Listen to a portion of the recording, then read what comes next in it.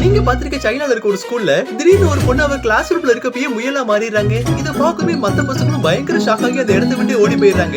இது எதனால அப்படின்னு பாத்தீங்கன்னா, சைனால இருக்க இந்த ஒரு ஸ்கூல்ல எந்த பசங்களா நல்ல பசங்களா இருக்காங்களோ அவங்க எல்லாருமே முயலா மாறுறாங்க. யாரெல்லாம் சேட்டை பண்றாங்களோ அவங்க மட்டுமே எந்த ஒரு உருவத்திலயும் மாறாம அவங்க உருவத்திலேயே இருக்காங்க. இதனாலேயே அவங்க ஸ்கூல்ல யாரெல்லாம் சேட்டை பண்ணுவாங்க அப்படிங்கிற விஷயத்தை அவங்க ஈஸியாவே கண்டுபிடிச்சிடறாங்க. கிம் அப்படிங்கிற பையன் படிக்கிற கிளாஸ் ரூம்லயே அவனையும் அவன் ஃப்ரெண்டை தவிர எல்லா பசங்களுமே நல்ல பசங்களா மாறினதுனால அவங்க எல்லாருமே முயலா மாறிடுறாங்க.